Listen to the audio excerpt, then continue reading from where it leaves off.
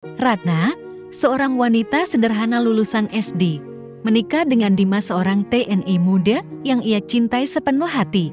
Namun, di hari bahagianya, ia dipermalukan oleh ibu mertuanya, Bu Sulastri, yang merasa Ratna tidak pantas mendampingi anaknya. Di depan para tamu, Bu Sulastri menarik jilbab Ratna dan menghinanya, membuat pesta berubah menjadi momen penuh air mata. Ratna memilih diam, tapi hatinya hancur. Ia tidak pernah menceritakan masa lalunya kepada siapapun bahwa ia sebenarnya adalah anak angkat dari seorang pengusaha besar dan dulu memilih hidup sederhana karena alasan pribadi. 1 bulan setelah pernikahan, keadaan berubah. Ratna kembali ke rumah mertua, bukan sebagai menantu yang hina, tapi sebagai sosok yang dihormati dengan kekayaan dan kekuasaan yang mengejutkan semua orang. Momen itu membuat Bu Sulastri menelan harga dirinya, dan Ratna membuktikan bahwa harga manusia tidak diukur dari ijazah atau status. Ratna berdiri di depan cermin, memandangi wajahnya yang dibingkai jilbab putih sederhana. Baju pengantinnya tidak mewah, hanya kebaya brokat putih yang disewa dari penjahit kampung, tapi baginya, hari ini adalah hari paling membahagiakan dalam hidup. Tangannya gemetar ketika merapikan bros kecil di dadanya. Cantik, Duk, cantik sekali, ucap ibunya, menatap dengan mata berkaca-kaca. Ratna tersenyum, mencoba mengalihkan rasa gugup. Ibu, jangan nangis, nanti aku ikut nangis. Suara musik dangdut pelan dari pelaminan terdengar sampai ke kamar kecil itu. Di luar sana, para tamu mulai berdatangan. Aroma masakan dari dapur, sayur lodeh, ayam goreng, dan sambal terasi menggoda hidung, menambah suasana hangat. Hari ini Ratna akan resmi menjadi istri Dimas, seorang anggota TNI yang ia kenal setahun lalu. Dimas bukan hanya lelaki yang baik, tapi juga sabar dan perhati-hatian. Ratna merasa beruntung, apalagi Dimas tidak pernah mempermasalahkan pendidikannya yang hanya sampai SD. Namun, di sudut hati Ratna, ada sedikit rasa takut. Sejak awal, ia tahu ibu Dimas, Bu Sulastri, tidak menyukainya. Pesta berlangsung meriah. Tanda biru putih membentang di halaman, kursi-kursi penuh tamu, dan suara MC yang sesekali bercanda membuat orang tertawa. Ratna duduk di pelaminan, tangannya digenggam erat oleh Dimas. Ia berusaha ramah, membalas senyum semua tamu yang datang memberi ucapan selamat. Sesekali, matanya menangkap sosok Bu Sulastri yang duduk di kursi tamu VIP, menatapnya dari ujung kepala hingga kaki dengan tatapan yang sulit diartikan. "Capek," bisik Dimas. "Sedikit," jawab Ratna pelan. "Tapi aku senang." Dimas tersenyum, mengusap punggung tangannya. "Sabar sebentar lagi." Ya, Ratna mengangguk. Sesi foto keluarga dimulai.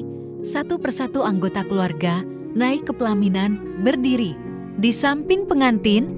Saat giliran keluarga Dimas, Bu Sulastri berjalan menuju pelaminan. Langkahnya cepat, matanya tertuju pada Ratna.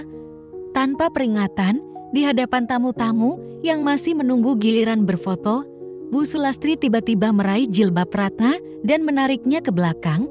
Ratna terperanjat. "Bu." Beberapa tamu langsung bersuara, "Astagfirullah, Bu." Dan "Ya Allah, kenapa ini? Lihat ini." Suara Bu Sulastri lantang, "Perempuan seperti ini tidak pantas jadi istri anak saya. Cuma lulusan SD. Mau kasih makan anak saya pakai apa?" Hah? Suasana yang tadinya ramai mendadak hening. Semua mata tertuju pada Ratna yang kini duduk terpaku, wajahnya memerah. Air mata mulai membasahi pipi.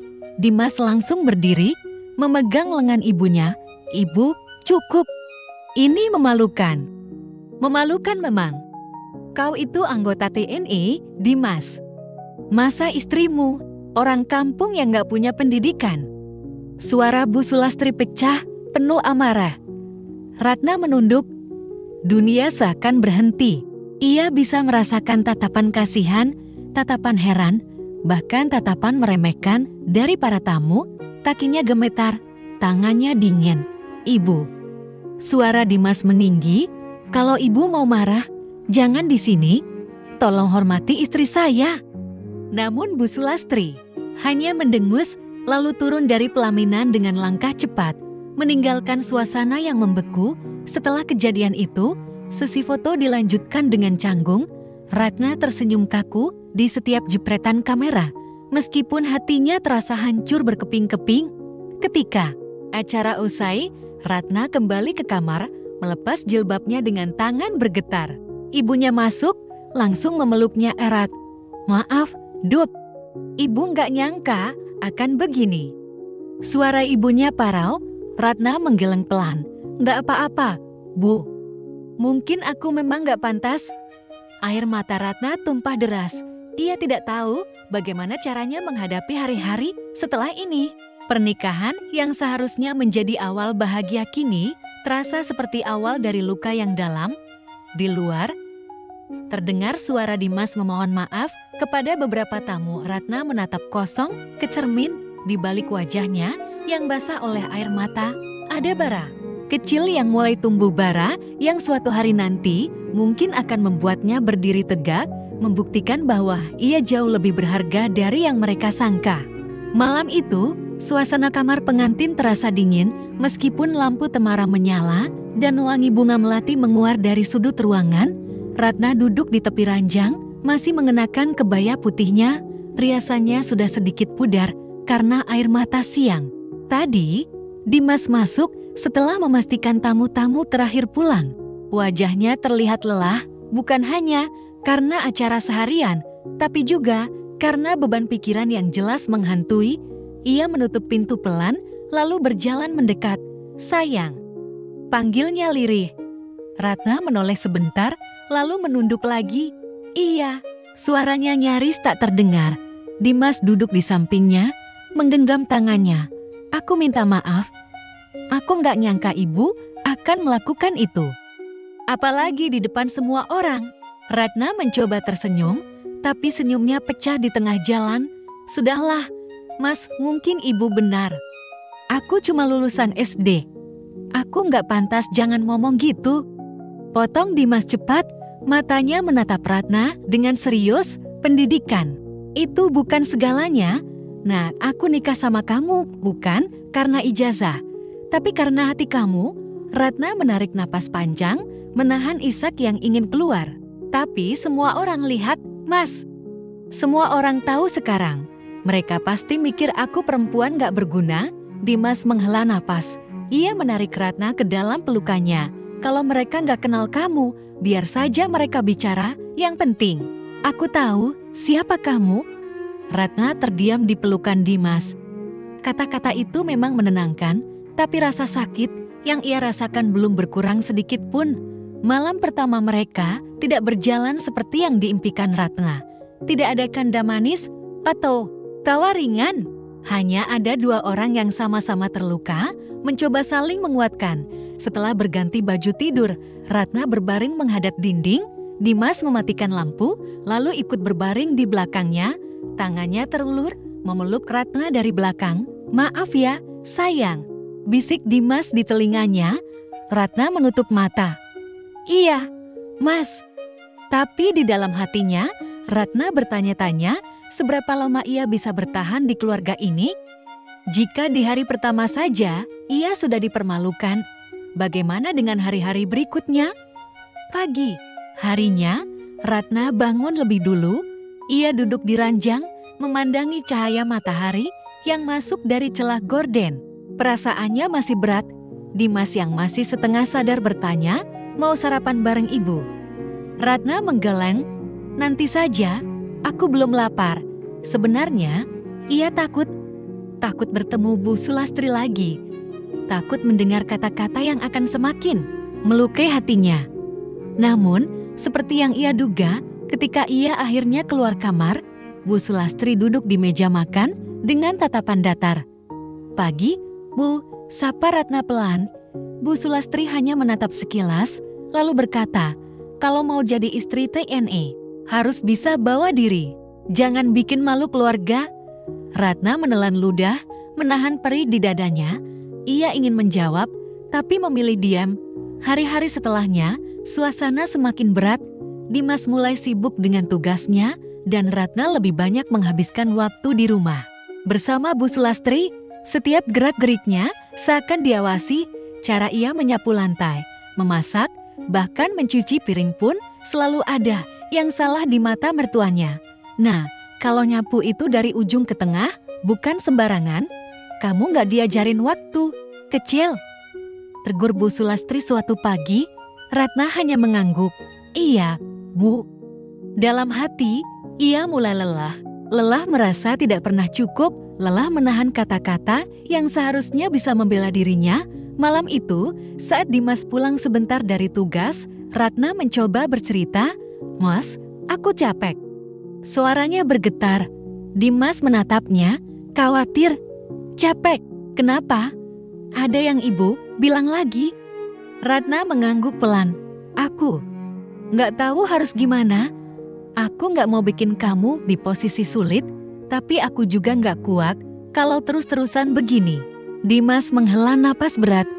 "Sabar ya, nah aku janji. Nanti kalau tugasku selesai, kita akan cari rumah sendiri. Aku nggak mau kamu sakit hati terus." Ratna mengangguk, walau hatinya ragu, ia ingin percaya pada janji itu.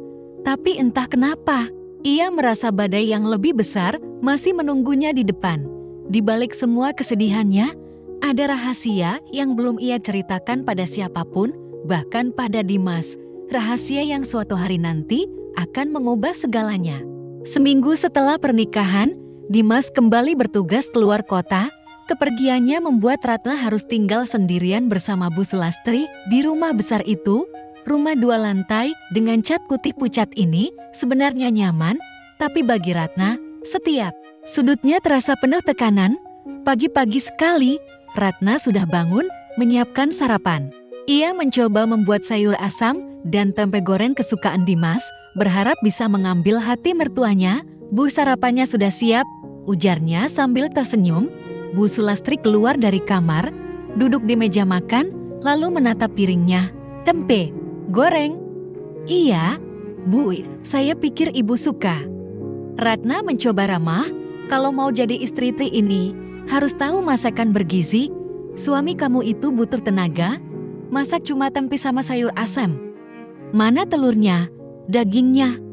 Komentar Bu Sulastri, nadanya tajam. Ratna terdiam. "Maaf, Bu. Nanti saya tambahkan." Ia menunduk, menahan rasa malu. Lagi-lagi usahanya dianggap salah. Hari-hari berikutnya, Ratna mencoba mengikuti semua aturan di rumah itu. Ia menyapu halaman sebelum matahari terbit, mencuci baju dengan rapi, dan mengatur piring di lemari seperti yang diinginkan Bu Sulastri. Tapi sekecil apapun kesalahannya, selalu mendapat teguran. "Ratna, itu jemuran jangan campur baju warna sama putih. Dasar nggak pernah sekolah tinggi," ucap Bu Sulastri suatu sore. Ucapan itu seperti pisau yang menusuk hati Ratna. Ia hanya mengangguk dan melanjutkan pekerjaannya. Tak hanya di rumah, tekanan juga datang dari luar. Tetangga mulai membicarakannya, katanya, "Istri Dimas cuma lulusan SD, ya?" Bisik seorang ibu di warung saat Ratna membeli sayur. "Iya, makanya nggak heran kalau ibunya Dimas nggak suka. Sayangkan, anaknya tentara dapat istri kayak gitu," jawab yang lain sambil tertawa kecil. Ratna pura-pura tidak mendengar, padahal setiap kata itu menancap di hatinya. Ia pulang sambil menunduk, membawa belanjaan dan rasa perih yang semakin menumpuk. Malamnya, Ratna duduk di kamar, menatap buku catatan kecil yang selalu ia simpan di tas. Buku itu berisi daftar nama dan nomor telepon orang-orang dari masa lalunya. Ia menatap satu nama di sana, Pak Herman. Jantungnya berdebar. Sudah lama ia tidak menghubungi orang ini, tapi hanya mendengar namanya saja sudah membawa Ratna kembali ke masa yang ia simpan rapat-rapat. Sambil menghela napas panjang, ia menutup buku itu lagi. Belum saatnya, suatu sore, Ratna sedang menjemur pakaian ketika ponselnya berdering. Nomor tak dikenal. "Halo," sapanya hati-hati. "Selamat sore, Nona." Suara pria itu berat tapi sopan. "Saya dengar Nona sudah menikah. Selamat ya." Ratna terdiam, hanya segelintir orang yang memanggilnya Nona. Siapa ini? Tanyanya pelan. Saya, Fadli, sopir pribadi Tuan Herman. Beliau menitip salam. Dan beliau ingin Nona tahu, rumah di Jakarta masih kosong menunggu Nona. Ratna menelan ludah. Saya belum tahu kapan bisa pulang. Jawabnya cepat. Baik, Nona. Kami hanya ingin mengingatkan. Keluarga masih menganggap Nona bagian dari mereka. Jangan ragu kalau butuh sesuatu. Telepon terputus. Ratna duduk di tepi ranjang. Tangannya dingin. Kata-kata itu membuat pikirannya kacau. Malam itu, Ratna tidak bisa tidur. Ia menatap langit-langit kamar, memikirkan masa lalunya yang selama ini ia sembunyikan. Dimas tidak tahu, Bu Sulastri apalagi. Selama ini, ia memilih hidup sederhana, meninggalkan semua kenyamanan yang pernah ia punya. Ia pikir dengan begitu ia akan mendapatkan cinta yang tulus. Tapi kini, setelah semua hinaan yang ia terima, Ratna mulai bertanya-tanya. Apakah ia harus tetap diam atau mulai menunjukkan siapa dirinya yang sebenarnya? Di luar kamar, terdengar langkah Bu Sulastri. Pintu kamar terbuka sedikit dan suara mertuanya terdengar datar. Ratna, besok pagi ikut saya ke acara arisan. Jangan bikin malu saya. Ratna hanya menjawab singkat, iya, Mu. Dalam hati, ia tersenyum tipis. Ia tidak tahu mengapa, tapi entah kenapa ia merasa. Mungkin sebentar lagi, Bu Sulastri akan benar-benar tahu siapa menantunya ini.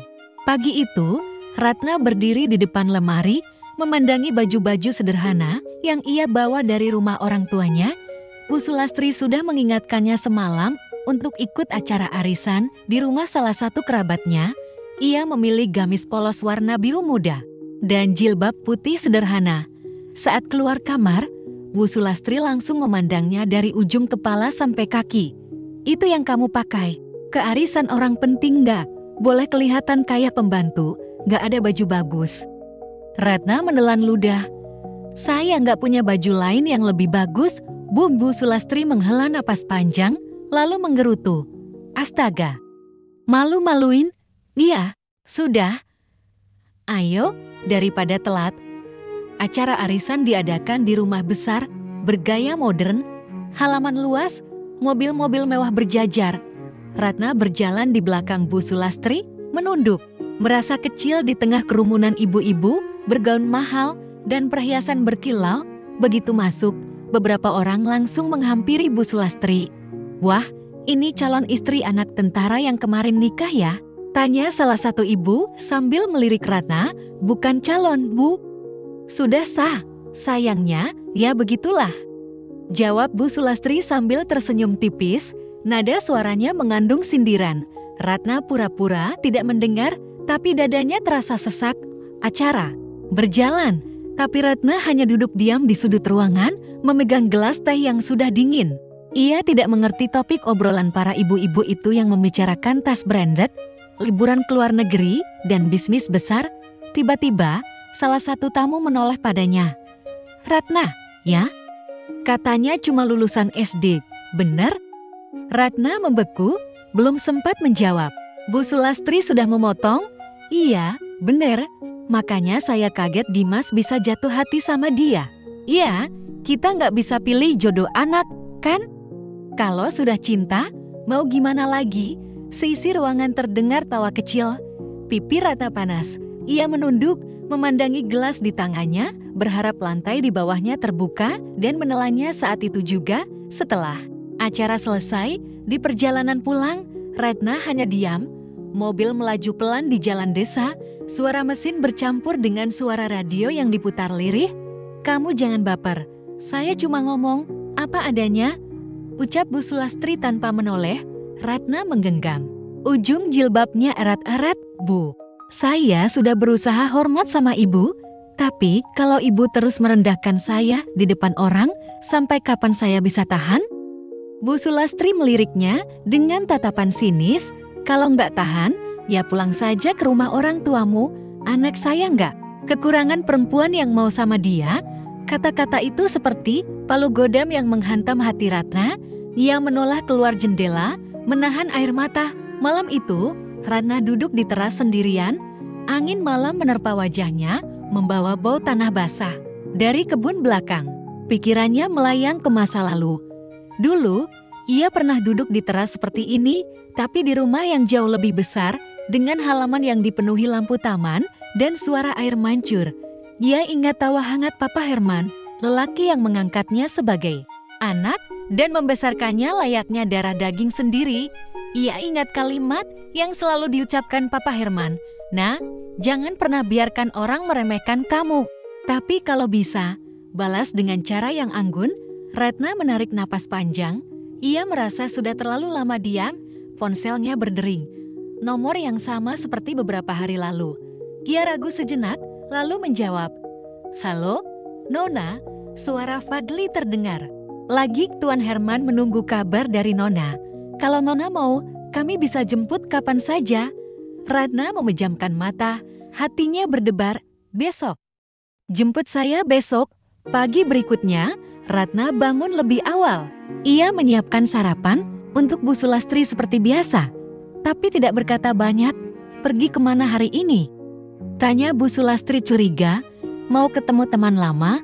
jawab Ratna singkat. Bu Sulastri mendengus. "Teman lama? Jangan-jangan mau curhatin saya, ya? Bilang saja kalau nggak betah di sini." Ratna hanya tersenyum tipis. "Mungkin, Bu." Ia melangkah pergi, meninggalkan Bu Sulastri yang memandangnya heran.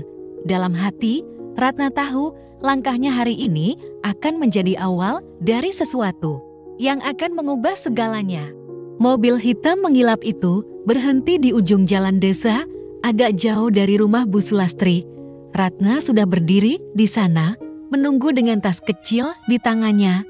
Angin pagi membawa aroma sawah basah, tapi pikirannya tak lagi di desa itu. Pintu belakang mobil dibuka oleh seorang pria bersetelan rapi. Fadli, sopir pribadi yang dulu sering menjemputnya ketika ia masih tinggal di Jakarta. "Selamat pagi, Nona," sapanya dengan senyum hormat. Ratna mengangguk, masuk ke dalam mobil tanpa banyak bicara. Jok kulit yang empuk, aroma wangi khas parfum mobil, dan suara pintu yang menutup rapat seakan membawanya kembali ke kehidupan yang sudah lama ia tinggalkan. Perjalanan ke Jakarta memakan waktu beberapa jam. Sepanjang jalan, Ratna hanya memandangi keluar jendela, membiarkan kenangan demi kenangan memenuhi pikirannya. Dulu, ia adalah Ratna Herman, putri anak angkat satu-satunya dari keluarga Herman Santoso, pengusaha besar di bidang properti. Papa Herman menemukannya di panti asuhan ketika usianya 8 tahun dan membawanya pulang untuk dirawat bersama Mama Rina. Ia tumbuh di rumah mewah, bersekolah di sekolah swasta, dan tak pernah kekurangan apapun. Tapi hidupnya berubah saat ia berusia 19 tahun. Sebuah peristiwa kelam membuatnya memutuskan pergi dan hidup sederhana di kota kecil, meninggalkan semua fasilitas yang diberikan. Hanya Fadli dan keluarga Herman yang tahu keberadaannya. Mobil memasuki gerbang tinggi berwarna hitam. Begitu roda melewati jalan berbatu di halaman, Ratna melihat lagi rumah besar itu, bangunan 3 lantai dengan jendela kaca besar, kolam renang di samping, dan taman bunga yang masih terawat rapi. Pintu depan terbuka. Seorang pria berambut memutih tapi masih tegap berdiri di sana. "Papa Herman." "Ratna?" Suaranya berat tapi penuh rasa sayang. Ratna menahan napas. Begitu ia melangkah masuk halaman, Papa Herman langsung memeluknya erat. Pelukan itu hangat, membuat Ratna hampir menangis. "Maaf, Pa." "Ratna nggak pamit waktu itu," bisiknya. Papa Herman mengusap kepalanya. "Papa nggak peduli kamu pergi sejauh apa, Nak. Yang penting kamu pulang." Mama Rina datang, ikut memeluk Ratna sambil menitikkan air mata. "Kamu kurus sekali. Apa suami kamu nggak merawat kamu?" Ratna tersenyum pahit. "Dia baik, Nah." Cuma ia tidak melanjutkan kalimatnya. Siang itu, mereka duduk di ruang makan besar. Makanan lezat terhidang, dari sup buntut, ayam bakar, hingga salad segar. Ratna memakan sedikit, tapi lebih banyak berbicara. "Aku selama ini tinggal di rumah mertua ibunya." Ratna terdiam, mencoba menahan emosi. "Dia nggak suka sama aku? Di hari nikah, Dia permalukan aku di depan semua tamu. Bilang aku nggak pantas nikah sama anaknya karena cuma lulusan SD. Papa Herman meletakkan sendoknya pelan. Kamu diam saja. Ratna mengangguk. Aku nggak mau bikin masalah sama Dimas. Ngama. Rina menghela napas kesal. Nak, kamu itu bukan perempuan sembarangan. Kamu punya perusahaan atas nama kamu. Kamu punya saham yang orang lain berebut untuk beli. Mereka yang harusnya malu sudah merendahkan kamu. Ratna menunduk. Aku sengaja nggak mau pakai itu semua. Ma, aku mau Dimas sayang sama aku karena aku apa adanya. Papa Herman menatapnya tajam, tapi suaranya tetap tenang. Cinta itu penting, tapi harga dirimu juga harus kamu jaga. Ratna, kalau orang sudah injak-injak harga dirimu, kamu wajib berdiri. Jangan biarkan mereka pikir kamu lemah.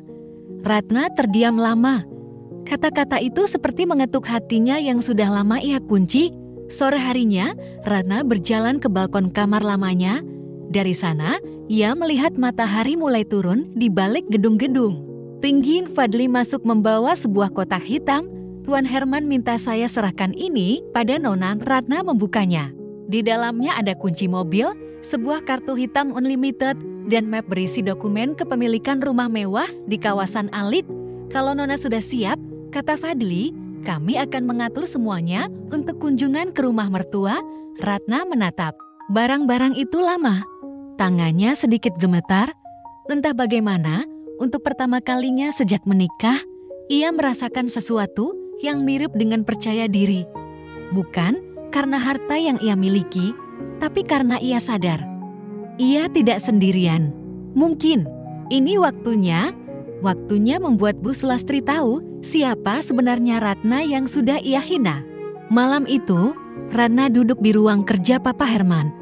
Ruangan luas dengan rak buku tinggi dan aroma kayu jati itu terasa hangat, tapi pikirannya sedang berkecamuk.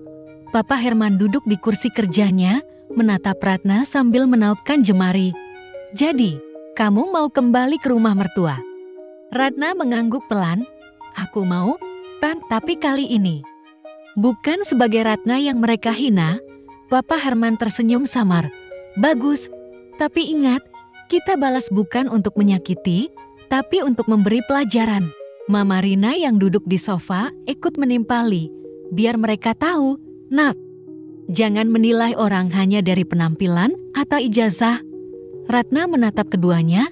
Aku nggak akan kasar. Ma, aku cuma mau berdiri di depan mereka, menunjukkan siapa aku sebenarnya. Keesokan harinya, persiapan dimulai. Fadli mengatur semua mobil mewah, pengawal pribadi, bahkan pakaian yang akan Ratna kenakan. Sore itu, Ratna berdiri di depan cermin, mengenakan gamis hitam elegan dengan bordiran emas di pinggir lengan. Jilbabnya terbuat dari bahan satin yang jatuh lembut, dipadukan bros perak yang berkilau. Di pergelangan tangannya, gelang emas tipis melingkar, sederhana tapi jelas mahal. Aduh, Nona cantik sekali. Puji Mb Akasari, asisten rumah tangga lama keluarga Herman. Bu Sulastri pasti kaget setengah mati. Ratna tersenyum tipis.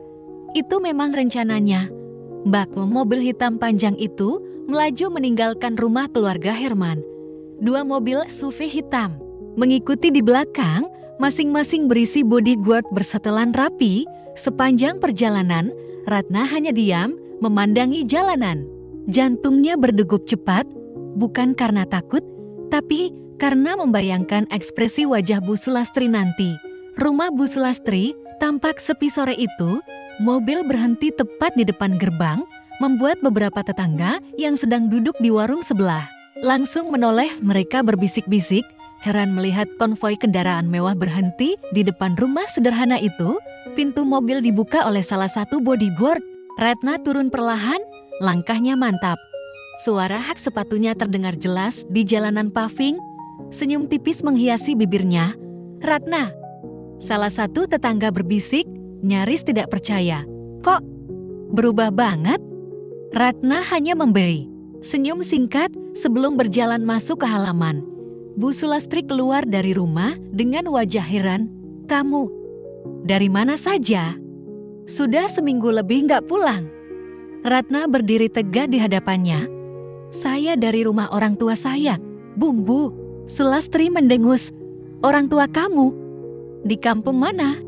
Saya tanya Dimas, dia juga nggak tahu. Ratna menghela napas, lalu memberi isyarat pada Fadli. Sopir itu maju, menyerahkan sebuah map berwarna hitam kepada Ratna. Ratna membuka map itu, menaruhnya di meja teras. Di dalamnya terlihat sertifikat rumah mewah, dokumen perusahaan, dan foto. Dirinya bersama Papa Herman dalam sebuah acara bisnis besar. Bu Sulastri memandang dokumen itu. Wajahnya mulai pucat. Ini apa? Ratna menatapnya dengan mata tenang tapi tajam. Ini identitas saya, Bu. Nama lengkap saya Ratna Herman Putri. Saya anak angkat dari Herman Santoso. Mungkin Ibu tahu, beliau pengusaha properti yang punya belasan proyek di Jakarta. Tetangga-tetangga yang mulai berkumpul di depan pagar saling berbisik, matanya membelalak. Bu Sulastri terdiam, mulutnya terbuka tapi tak ada kata keluar. Ratna melanjutkan, suaranya tetap halus. Saya diam selama ini karena menghormati Ibu. Saya pikir saya akan diterima sebagai menantu apa adanya. Tapi Ibu mengajarkan saya satu hal. Kalau harga diri dijatuhkan, saya harus berdiri. Udara terasa berat. Bahkan suara burung sor itu pun seolah berhenti. Bu Sulastri mencoba tersenyum, tapi jelas gugup. Ibu, nggak tahu, Ibu pikir kamu rata. Memotong, itu dia masalahnya. Ibu terlalu cepat menilai, lalu ia menoleh sebentar ke arah para tetangga. Saya harap ini jadi pelajaran untuk kita semua. Jangan pernah mengukur nilai orang dari pendidikannya saja atau dari baju yang dia pakai. Tanpa menunggu jawaban, Ratna melangkah kembali ke mobilnya. Pintu ditutup perlahan dan konvoi mobil mewah itu bergerak meninggalkan rumah Bu Sulastri yang kini berdiri kaku di teras. Wajahnya pucat pasi. Di dalam mobil, Ratna menatap keluar jendela. Ada rasa lega, tapi juga sedikit getir. Ini bukan sekadar pembalasan, ini adalah titik balik dalam hidupnya. Keesokan harinya, kampung tempat rumah Bu Sulastri berada masih heboh.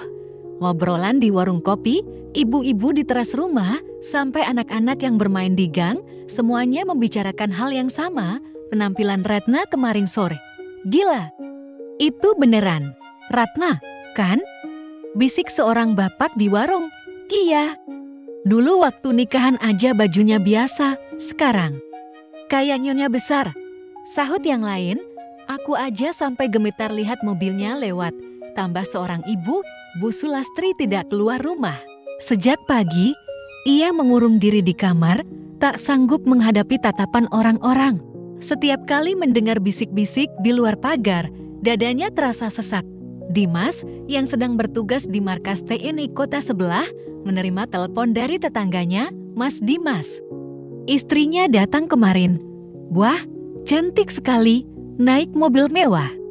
Dimas terdiam di ujung telepon, maksudnya Ratna. Iya, katanya anak pengusaha besar. Aduh, Mas. Ini ibu mertua pasti kaget banget. Telepon ditutup, tapi pikiran Dimas tidak tenang. Dia langsung mengajukan izin pulang lebih cepat. Sore itu, Dimas sampai di rumah. Ibunya sedang duduk di ruang tamu. Wajahnya pucat, Bu, bener Ratna datang kemarin? Tanya Dimas. Bu Sulastri hanya mengangguk pelan. Iya, dan Ibu. Ibu salah. Masa suaranya bergetar, matanya memerah. Ibu kira dia cuma gadis kampung biasa ternyata. Dimas menghela napas panjang. Bu, saya sudah bilang, jangan pernah menilai orang cuma dari luarnya. Bu Sulastri menunduk, ada penyesalan yang jelas terpampang di wajahnya. Tapi, luka yang ia buat di hati Ratna mungkin sudah terlalu dalam untuk dihapus hanya dengan kata maaf. Malamnya, Dimas memutuskan menghubungi Ratna. Assalamualaikum. Waalaikumsalam. Suara Ratna terdengar datar. Ratna, aku mau ketemu kamu. Kita bicara. Ya. Bicara tentang apa, Mas? Semua. Tentang kita, tentang ibu. Ratna terdiam sebentar. Baiklah, besok sore aku datang. Tapi aku nggak sendirian. Dimas mengernyit. Tak paham maksudnya, keesokan harinya, Ratna tiba di rumah Bu Sulastri lagi. Kali ini tanpa konvoi, hanya satu mobil mewah. Namun, penampilannya tetap anggun, sederhana, tapi elegan. Dimas sudah menunggu di ruang tamu bersama ibunya. Begitu Ratna masuk, Bu Sulastri berdiri, mencoba tersenyum. "Ratna, Ibu." Suaranya tercekat. "Ibu minta maaf. Ibu, salah besar kemarin di hari pernikahan itu." Ratna menatapnya lama. "Saya terima permintaan maaf Ibu, tapi luka yang Ibu buat nggak akan hilang begitu saja." Air mata mulai menetes di pipi Bu Sulastri. "Ibu menyesal, Nak." Ratna menarik napas, lalu duduk. "Saya nggak mau balas dendam, Bu. Saya cuma ingin Ibu tahu, pendidikan itu penting, tapi bukan satu-satunya ukuran nilai manusia.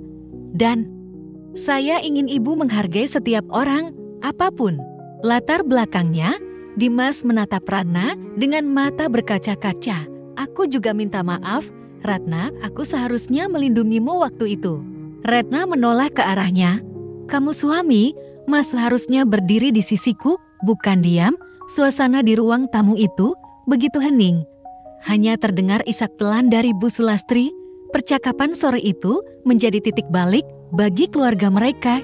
Bu Sulastri berjanji di depan Ratna dan Dimas bahwa ia akan berusaha berubah. Tapi Ratna tahu perubahan butuh waktu. Ketika Ratna pamit, Bu Sulastri memegang tangannya erat. "Nak, jangan pergi terlalu lama, ya, rumah ini tetap rumahmu." Ratna hanya tersenyum tipis. "Rumah itu bukan soal bangunan, Bu, tapi tentang hati yang mau menerima."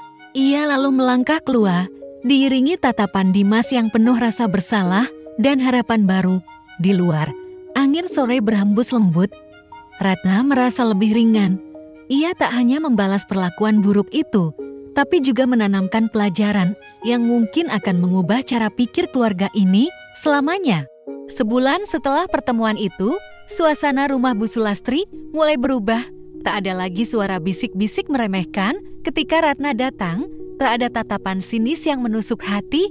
Ratna memang tidak pindah kembali ke rumah mertua, tapi ia sering mampir. Terkadang membawa kue buatan sendiri, kadang hanya sekadar mengantar sayur dan buah. Bu Sulastri selalu menyambutnya dengan senyum, meski awalnya masih canggung. Di sisi lain, bisnis Ratna berjalan semakin maju. Perusahaan yang ia bangun bersama rekan-rekannya berkembang pesat.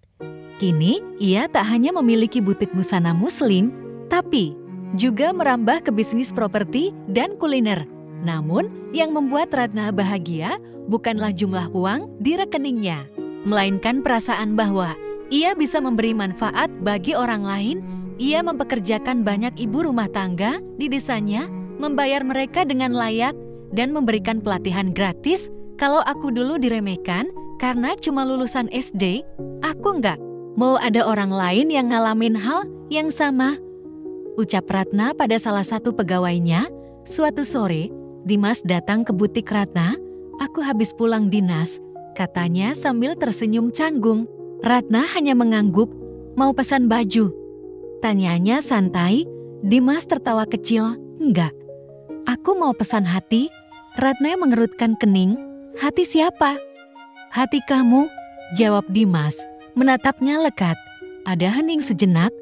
Ratna menghela napas panjang. "Mas, aku nggak marah lagi, tapi aku juga nggak bisa lupa begitu saja. Kita butuh waktu." Dimas mengangguk. "Aku siap menunggu, yang penting kita saling menghormati." Beberapa minggu kemudian, Ratna diundang menghadiri acara peringatan kemerdekaan di Balai Desa. Panitia meminta ia menjadi tamu kehormatan dan memberikan sambutan. Saat ia melangkah naik ke panggung, semua mata tertuju padanya, termasuk Bu Sulastri yang duduk di deretan kursi depan. Ratna mengenakan kebaya sederhana berwarna putih gading. Senyumnya tenang, suaranya lembut, tapi tegas. "Hari ini, saya berdiri di sini bukan sebagai orang sukses, tapi sebagai bukti bahwa pendidikan formal bukan satu-satunya jalan menuju kebahagiaan. Kerja keras, kejujuran, dan niat baik bisa membawa kita ke tempat yang tidak pernah kita bayangkan sebelumnya. Dan yang paling penting, Jangan pernah merendahkan orang lain hanya karena kita merasa lebih tinggi. Ucapan itu disambut tepuk tangan meriah. Bu Sulastri menunduk, matanya berkaca-kaca. Malamnya, setelah acara selesai, Ratna pulang ke rumahnya.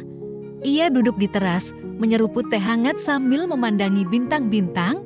Pikirannya melayang ke hari pernikahannya saat jilbabnya ditarik, harga dirinya diinjak, dan air matanya jatuh di depan banyak orang. Sekarang, semuanya terasa jauh. Luka itu sudah mulai sembuh. Bukan karena ia membalas dendam, tapi karena ia berhasil membuktikan siapa dirinya sebenarnya. Ratna tersenyum kecil. Ia tahu perjalanan hidupnya masih panjang. Akan ada badai lain, ujian lain, tapi ia sudah belajar. Satu hal penting, harga diri tidak pernah ditentukan oleh omongan orang, melainkan oleh keyakinan kita pada diri sendiri. Di kejauhan, terdengar suara motor Dimas yang berhenti di depan pagar. Ratna menatapnya sebentar, lalu bangkit. Mungkin, pikirnya, waktunya memberi kesempatan baru bukan hanya untuk Dimas, tapi juga untuk hatinya sendiri. Dan malam itu, di bawah langit penuh bintang, Ratna merasa damai, bukan karena semua orang akhirnya menghargainya, tapi karena ia sudah berdamai dengan dirinya sendiri.